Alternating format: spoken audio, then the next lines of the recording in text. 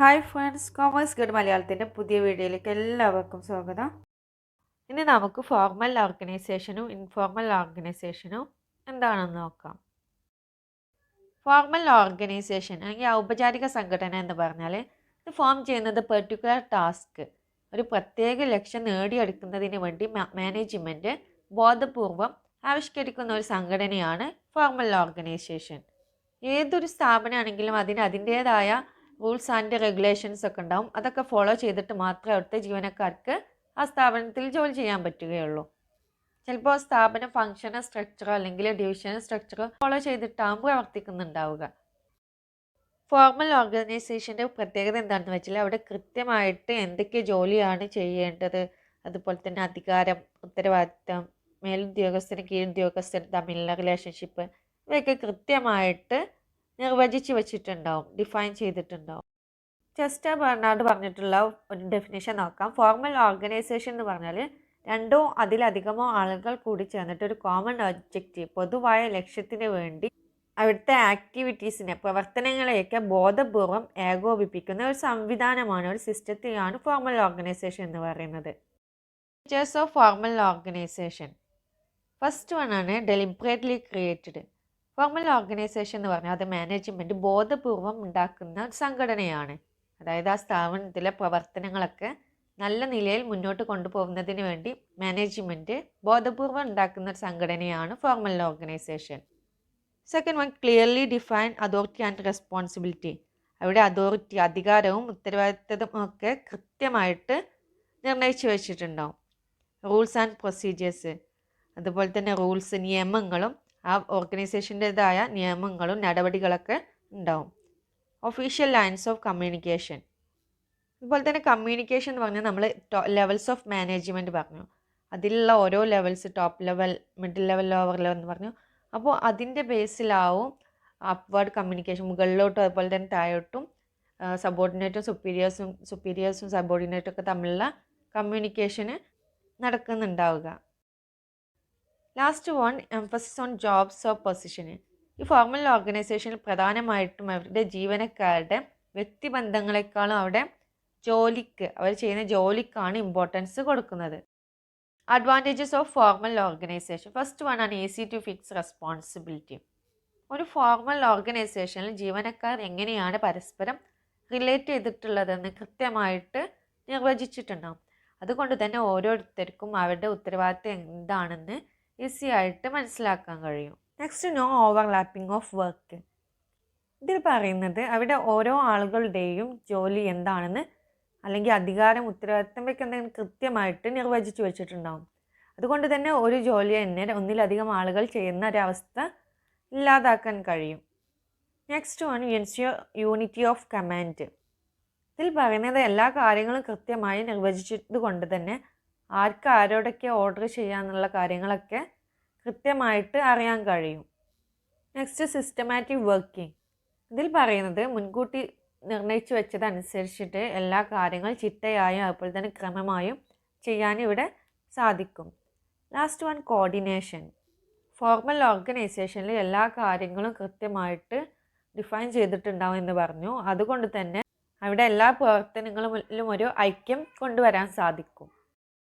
Disadvantages of formal organisation. First one ആണ് delay in action. തീരുമാനങ്ങൾ എടുക്കുന്നതിൽ കാലതാമസം ഉണ്ടാവും. ഒരു ഫോർമൽ ഓർഗനൈസേഷൻ ആകുമ്പോൾ അവിടെ സ്കാലാർ ചെയിൻ ബേസ് ചെയ്തിട്ടാവും കമ്മ്യൂണിക്കേഷൻസ് ഒക്കെ നടത്തുക. അപ്പോൾ അതുവഴി അവിടെ തീരുമാനങ്ങൾ എടുക്കുന്നതിൽ കാലതാമസം ഉണ്ടാവാനുള്ള ചാൻസ് ഉണ്ട്. No scope for creativity. ഇവിടെ പ്രധാനമായിട്ടും ജോബിന് മാത്രം, അവർ ചെയ്യുന്ന ജോലിക്ക് മാത്രമാണ് ഇമ്പോർട്ടൻസ് കൊടുക്കുന്നത്. അതുകൊണ്ട് തന്നെ അവിടെ ക്രിയേറ്റിവിറ്റിക്കുള്ള ചാൻസ് കുറവായിരിക്കും. Next one, social needs are not considered. അവിടെ പ്രധാനമായിട്ട് നിയമങ്ങൾക്കും അതുപോലെ തന്നെ അതുമായി ബന്ധപ്പെട്ടുള്ള കാര്യങ്ങൾക്കാണ് പ്രാധാന്യം നൽകുന്നത്. അതുകൊണ്ട് തന്നെ വ്യക്തിപരമായിട്ടുള്ള നീഡ്സ്, താല്പര്യങ്ങളോ അതുപോലെ തന്നെ സാമൂഹികമായിട്ടുള്ള താല്പര്യങ്ങളൊക്കെ അവിടെ അവഗണിക്കുകയാണ് ചെയ്യുന്നത്. Next one, emphasis on work. അവിടെ പ്രധാനമായിട്ടും വർക്ക് അല്ലെങ്കിൽ ആ ജോലി, ഓർഗനൈസേഷൻ ഗോൾ ലക്ഷ്യമാക്കിയിട്ടാണ് അവിടെ സ്ഥാപനം മുന്നോട്ട് പോകുന്നത്. അതായത് വ്യക്തികളുടെ താല്പര്യങ്ങളോ സാമൂഹികപരമായിട്ടുള്ള അവിടെ ആവശ്യങ്ങളൊന്നും അവിടെ കൺസിഡർ ചെയ്യുന്നില്ല. ഇനി നമുക്ക് ഇൻഫോർമൽ ഓർഗനൈസേഷൻ എന്താണെന്ന് നോക്കാം. It is an organisation developed within the formal organisation. ഒരു ഫോർമൽ ഓർഗനൈസേഷൻ്റെ അകത്ത് തന്നെ ഫോം ചെയ്യുന്ന മറ്റൊരു ഓർഗനൈസേഷനാണ് ഇൻഫോർമൽ ഓർഗനൈസേഷൻ ഒരു സ്ഥാപനത്തിലെ ജീവനക്കാരുടെ ഫ്രണ്ട്ഷിപ്പ് അവരുടെ സൗഹൃദ ബന്ധങ്ങളിലൂടെ ഫോം ചെയ്യുന്ന ഒരു കൂട്ടായ്മയാണ് ഇൻഫോർമൽ ഓർഗനൈസേഷൻ എന്ന് പറയുന്നത്. അപ്പോൾ ആ സ്ഥാപനത്തിലെ ജീവനക്കാരുടെ പൊതുവായിട്ടുള്ള താല്പര്യവും അതുപോലെ തന്നെ വ്യക്തിപരമായിട്ടുള്ള താല്പര്യവും നിറവേറ്റുന്നതിന് വേണ്ടിയിട്ടാണ് ഇങ്ങനെ ഒരു സ്ഥാപനം ഫോം ചെയ്യുന്നത്. ഒരു സ്ഥാപനത്തിലെ ജീവനക്കാരുടെ ഫ്രണ്ട്ഷിപ്പിൻ്റെ ബേസിലാണ് ഇത് ഫോം ചെയ്യുന്നത്. അപ്പോൾ അവരുടെ ആ സ്ഥാപനത്തിനകത്ത് സാമൂഹികമായിട്ടുള്ള ബന്ധങ്ങൾ, എംപ്ലോയീസിൻ്റെ സാമൂഹികമായിട്ടുള്ള ബന്ധങ്ങളിലൂടെയാണ് ഇങ്ങനെ ഒരു ഓർഗനൈസേഷന് ഫോം ചെയ്യുന്നത്. ഒരു എക്സാമ്പിൾ പറയുകയാണെങ്കിൽ ഒരു സ്ഥാപനം അവർ വീക്കെൻഡ്സിൽ എംപ്ലോയീസും മാനേജേഴ്സ് എല്ലാവരും കൂടി ഒരുമിച്ച് എന്തെങ്കിലും സ്പോർട്സ് ആക്ടിവിറ്റി, ക്രിക്കറ്റ്, ഫുട്ബോൾ ഇങ്ങനെയുള്ളതൊക്കെ കണ്ടക്ട് ചെയ്യൽ ഇൻഫോർമൽ ഓർഗനൈസേഷൻ്റെ ഭാഗമായിട്ടാണ്. Of informal organisation first one it arises spontaneously and not preplanned. മുൻകൂട്ടി തീരുമാനിച്ച് വെച്ചതനുസരിച്ച് ഫോം ചെയ്യുന്നതല്ല, സ്പോണ്ടേനിയസ്ലി സ്വമേധയെ അല്ലെങ്കിൽ യാദൃശ്ചികമായിട്ട് ഫോം ചെയ്യുന്നതാണ് ഇങ്ങനെയുള്ള സ്ഥാപനങ്ങൾ. Next one formed by employees to get psychological satisfaction. എംപ്ലോയീസിന് അവർക്ക് സൈക്കോളജിക്കൽ സാറ്റിസ്ഫാക്ഷൻ, മാനസിക സംതൃപ്തി നേടിയെടുക്കുന്നതിന് വേണ്ടിയിട്ടാണ് ഇങ്ങനെയുള്ള ഫോം ചെയ്യുന്നത്.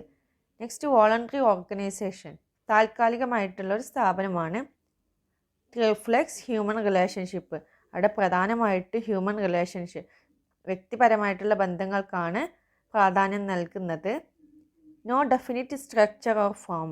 ഇതിന് കൃത്യമായിട്ടുള്ള ഘടനയോ അല്ലെങ്കിൽ രൂപമോ ഒന്നുമില്ല ഈ സ്ഥാപനത്തിന്. No written rules and regulations.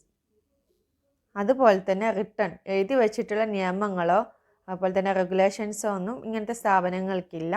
Highly flexible. അവിടെ സ്ട്രിക്റ്റ് ആയിട്ടുള്ള റൂൾസും അതുപോലെ തന്നെ റെഗുലേഷൻസ് ഒന്നും ഇല്ലാത്തത് കൊണ്ട് തന്നെ ഈസി ആയിട്ട് തീരുമാനങ്ങളൊക്കെ എടുക്കാൻ കഴിയും. ഇൻഫോർമൽ ഓർഗനൈസേഷൻ്റെ ഡെഫിനേഷൻ നോക്കാം. It's the network of personal and social relationship. Informal organisation എന്ന് പറഞ്ഞാൽ വ്യക്തിപരമായിട്ട് അല്ലെങ്കിൽ സാമൂഹികപരമായിട്ട് ബന്ധങ്ങളുടെ അടിസ്ഥാനത്തിൽ ഫോം ചെയ്യുന്ന ഒരു നെറ്റ്വർക്ക് ശൃംഖലയാണ് ഇൻഫോർമൽ ഓർഗനൈസേഷൻ. അല്ലാതെ പ്രത്യേകം സ്ഥാപിച്ചതോ അല്ലെങ്കിൽ പ്രത്യേകം ആവശ്യപ്പെട്ടോ ഉണ്ടായൊരു സ്ഥാപനമല്ല ഇൻഫോർമൽ ഓർഗനൈസേഷൻ എന്നാണ് കീത്ത് ആൻഡ് ഡേവിസ് പറയുന്നത്. Advantages of informal organisation first one ആണ് ക്വിക്ക് കമ്മ്യൂണിക്കേഷൻ. അവിടെ വേഗത്തിൽ കമ്മ്യൂണിക്കേഷൻ, ആശയവിനിമയം നടത്താൻ സാധിക്കും. അതുപോലെ തന്നെ ജീവനക്കാരുടെ പ്രതികരണം വേഗത്തിൽ മനസ്സിലാക്കാനും ഇൻഫോർമൽ ഓർഗനൈസേഷനിലൂടെ കഴിയും. Next meet the personal need. ജീവനക്കാർക്ക് അവരുടെ ജോലിക്കപ്പുറം അവരുടെ വ്യക്തിപരമായിട്ടുള്ള ആവശ്യങ്ങളും ഇതിലൂടെ മീറ്റ് ചെയ്യാൻ അല്ലെങ്കിൽ അവർക്ക് നേടിയെടുക്കാൻ കഴിയും. Next one complementary to formal organisation. അപ്പോൾ ഇൻഫോർമൽ ഓർഗനൈസേഷൻ ഫോർമൽ ഓർഗനൈസേഷൻ്റെ അകത്ത് തന്നെയാണ് ഉള്ളതെന്ന് പറഞ്ഞു. അതുകൊണ്ട് തന്നെ ഫോർമൽ ഓർഗനൈസേഷൻ്റെ പരിമിതികൾ പരിഹരിച്ച് അതിന് പിന്തുണ നൽകാൻ ഇങ്ങനെയുള്ള സംഘടനത്തിലൂടെ സാധിക്കുന്നു. ലിമിറ്റേഷൻസ് ഓഫ് ഇൻഫോർമൽ ഓർഗനൈസേഷൻ എന്തൊക്കെയാണെന്ന് നോക്കാം. First one spread false news. തെറ്റായ ന്യൂസുകളൊക്കെ പ്രചരിക്കാനുള്ള ചാൻസ് ഉണ്ട്. അതായത് ഫ്രണ്ട്ഷിപ്പിൻ്റെ ബേസിലാണ് ഈ ഓർഗനൈസേഷന് ഫോം ചെയ്യുന്നതെന്ന് പറഞ്ഞു. അപ്പോൾ അതുകൊണ്ട് തന്നെ ഒരു ഡിപ്പാർട്ട്മെൻറ്റിലുള്ള രഹസ്യങ്ങൾ മറ്റുള്ള സ്ഥലത്ത് പറയുക, അതുപോലെ തന്നെ ഇല്ലാത്ത കാര്യങ്ങളുണ്ടെന്ന് പറയുക, അങ്ങനെ പല പ്രശ്നങ്ങൾക്കും കാരണമാവാം. Next one may bring negative results. ഈ ഇൻഫോർമൽ ഓർഗനൈസേഷനിൽ പോസിറ്റീവ് എഫക്റ്റിനേക്കാളും നെഗറ്റീവായിട്ടായും ബാധിക്കുക. അതായത് മാനേജ്മെൻറ്റ് എന്തെങ്കിലും പുതിയതായിട്ടുള്ള എന്തെങ്കിലും കാര്യം കമ്പനിയിൽ കൊണ്ടുവരികയാണെങ്കിൽ, പരിഷ്കാരങ്ങളൊക്കെ കൊണ്ടുവരികയാണെങ്കിൽ അത് ഈ ഗ്രൂപ്പ്, ഈ എംപ്ലോയീസൊക്കെ ഗ്രൂപ്പായി ചേർന്നിട്ട് അതിനൊക്കെ എതിർക്കാനുള്ള ചാൻസ് ഉണ്ട്. Next one priority given to personal interest. ഇവിടെ പ്രധാനമായിട്ടും പേഴ്സണൽ ഇൻട്രസ്റ്റ്, വ്യക്തികളുടെ താല്പര്യങ്ങൾക്കാണ് ഇമ്പോർട്ടൻസ് നൽകുന്നത്. അതുകൊണ്ട് തന്നെ എംപ്ലോയീസിൻ്റെ ശ്രദ്ധയും അതുപോലെ തന്നെ അവരുടെ പ്രവർത്തനങ്ങളുമൊക്കെ പ്രധാന ലക്ഷ്യമായ ലാഭം ഉണ്ടാക്കുക അല്ലെങ്കിൽ സെയിൽ കൂട്ടുക അങ്ങനെയുള്ളതിന് പകരം അവരുടെ പേഴ്സണൽ ഇൻട്രസ്റ്റിനാവും അവർ പ്രാധാന്യം നൽകുക. ഇനി നമുക്ക് ഫോർമൽ ഓർഗനൈസേഷൻ ഇൻഫോർമൽ ഓർഗനൈസേഷൻ തമ്മിലുള്ള ഡിഫറൻസ് എന്തൊക്കെയാണെന്ന് നോക്കാം. First one meaning. Formal organisation എന്ന് പറഞ്ഞാൽ അത് മാനേജ്മെൻറ്റ് ക്രിയേറ്റ് ചെയ്തിട്ടുള്ളതാണ്. അതായത് ഒരു സ്ഥാപനത്തിൽ ആർക്കൊക്കെ അധികാരം എങ്ങനെയൊക്കെയാണ്, ഉത്തരവാദിത്തം എങ്ങനെയൊക്കെയാണെന്നൊക്കെ പറഞ്ഞിട്ട് ഉണ്ടാക്കിയിട്ടുള്ളതാണ് ഫോർമൽ ഓർഗനൈസേഷൻ. ഇൻഫോർമൽ ഓർഗനൈസേഷൻ എന്ന് പറഞ്ഞാൽ ഒരു സ്ഥാപനത്തിലെ എംപ്ലോയീസ് തമ്മിലുള്ള ഇൻട്രാക്ഷന്, അതായത് അവരുടെ ഇടപെടലുകളിലൂടെ ഫോം ചെയ്യുന്ന സാമൂഹിക ബന്ധങ്ങളുടെ ഒരു നെറ്റ്വർക്കിനെയാണ് ഇൻഫോർമൽ ഓർഗനൈസേഷൻ എന്ന് പറയുന്നത്.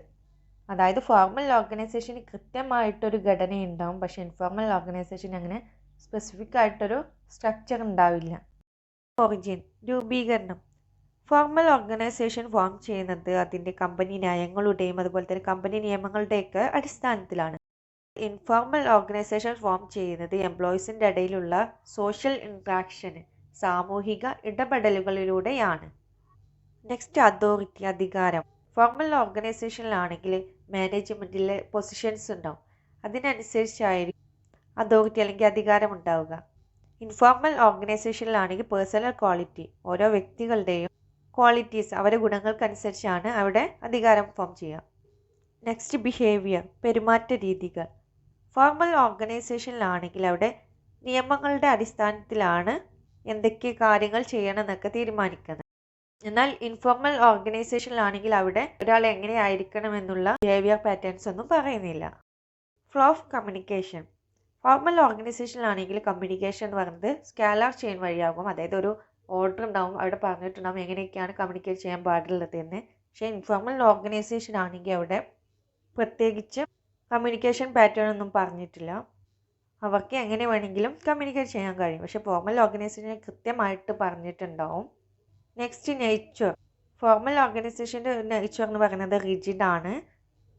അതായത് എല്ലാ കാര്യങ്ങൾക്കും റൂൾസും കമ്പനി റൂൾസും അതുപോലെ തന്നെ പോളിസീസൊക്കെ ഫോളോ ചെയ്യണം. പക്ഷേ ഇൻഫോർമൽ ഓർഗനൈസേഷൻ അങ്ങനെ ഒരു റൂൾസ് ഒന്നും ഇല്ലാത്തത് കൊണ്ട് തന്നെ അത് ഫ്ലെക്സിബിൾ ആണ്. നെക്സ്റ്റ്, ലീഡർഷിപ്പ്, നേതൃത്വം. ഫോർമൽ ഓർഗനൈസേഷനിലാണെങ്കിൽ അതിൻ്റെ മാനേജേഴ്സ് ആവും ലീഡേഴ്സ് എന്ന് പറയുന്നത്. ഇൻഫോർമൽ ഓർഗനൈസേഷൻ്റെ കേസിലാണെങ്കിൽ ചിലപ്പോൾ അത് മാനേജേഴ്സ് ആവാം, അല്ലെങ്കിൽ അവരുടെ ഗ്രൂപ്പിൽ നിന്ന് തിരഞ്ഞെടുത്തിട്ടുള്ള ആരെങ്കിലും ആവാം leaders. Thanks for watching video ഉപകാരപ്രദമായെങ്കിൽ സബ്സ്ക്രൈബ് ചെയ്യുക, ഷെയർ ചെയ്യുക, കമൻറ്റ് ചെയ്യുക.